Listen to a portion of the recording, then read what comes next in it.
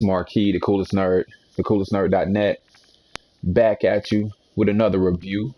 This time it's for Under Night In-Birth X latest, I guess is how you say it. EXE latest, I don't know. But either way, this is what the review is for. The game is actually developed by French Bread and Arc System Works. It was actually sent to me, the review copy was sent to me by P-Cube, so shout out to P-Cube for that. I appreciate it. So yeah, y'all saw the gameplay video that I posted the other day, about an hour long, where I went into some of the details of the game, and I'll kind of go back through them a little bit. So first off, the graphics of the game. The graphics are good. You know, it's a anime style game, so nothing surprising. I mean, it reminds you of BlazBlue, who is also, which is also developed by Arc System Works. Dragon Ball, kinda. Not quite as, I guess, detailed or smooth as Dragon Ball is, but it does look good though. And I'll kind of go into arcade and let you see how it looks. But like I said, the graphics, looks very much like your, Saturday morning cartoon or anime. I don't know how many Saturday morning cartoons actually still come on, but so the graphics, I mean, nothing that'll blow you away, but definitely fits the game itself, and I'm sure that's exactly what they were going for. So, and you can see, like, with the slashes and the hits and things like that, the graphics that come along with that, which, like I said, reminds you of, BlazBlue or something to that effect. So, nothing too crazy, but I would say it's definitely on par. I would like for it to have been a little bit more smoothed out, but it doesn't really take away from that. Now, next up we got sound, and you can hear some of the sound as the flashes and the hits and things like that, depending upon if your character has a weapon, or if they're hitting with their fist or what have you. The sound's on point, man. I mean, with any other fighting game that you may have seen or played, especially by Arc System Works, it goes right along with anything else. Nothing jumps out, but there's nothing bad about the sound either. As far as the characters, I guess voice acting, everything's Japanese dialogue, so I can't speak to if it's good or bad because I don't speak Japanese.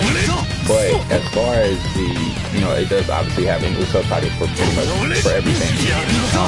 And to me, that kind of takes away from the game. I don't particularly like when they always speak Japanese dialogue.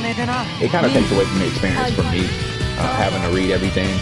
I think story modes and things like that would be better served, without the Japanese dialogue. Having some English dialogue would be awesome.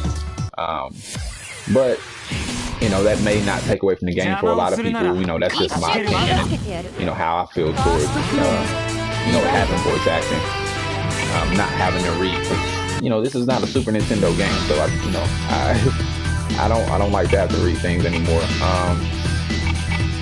And that really becomes apparent, or really just jumps out at you when you play Chronicles, because Chronicles is actually a story mode that's all about dialogue, and you have to read the entire thing. These are long conversations that can get pretty boring, because there's no voice acting that you can understand. Now, if you're Japanese, or if you understand Japanese or speak it, then it may be fine for you. But for the majority of us in the West who don't speak Japanese, it would be better served to have English dialogue, and I think that would, it would just keep you more engaged in that particular mode. Excuse me. Now, as you can see, the game has a whole lot of modes. Arcade Chronicles is, like I said, it's kind of weird because it's just a story mode. There's no fighting, but it is something different that other fighting games don't have, and takes you deep into the story and really explains things in a way that no other game really does as far as in the fighting genre. Now you do have versus, of course. You have your network where you can fight online in casual matches or ranked matches. You do have score attack, time attack, survival training, tutorial. Now, for all these things, as you saw as I hopped out of versus mode, you get IP. IP is the game's currency, and like I said, you get that for everything that you do in the game, which is cool because that means you're not wasting your time playing any mode, and that allows you to purchase things in the customization mode, where you can jump in, get different colors for your characters, get different plate settings, title settings, icons, different things like that, to kind of expand upon your experience in the game, and with customization, which is always good.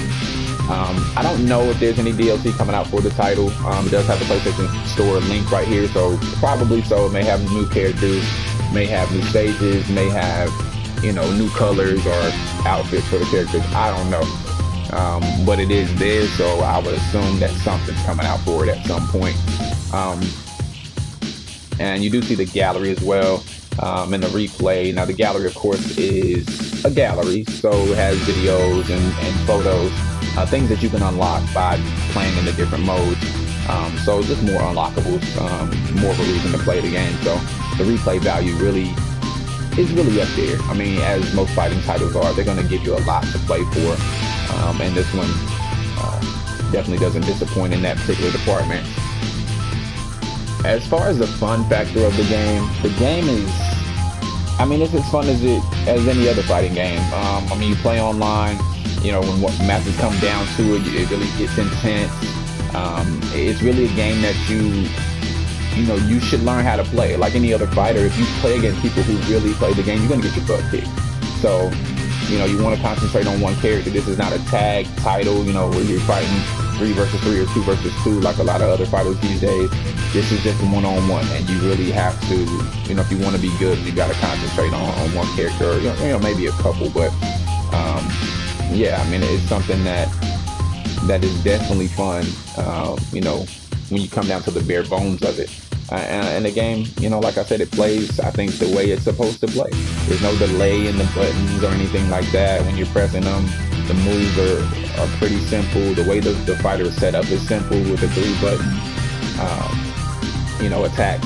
So it's overall, it's a very solid game. The game actually releases today on PS4, PS3, and PS Vita. Now, I'm not sure if it comes out on PS3 and PS Vita today.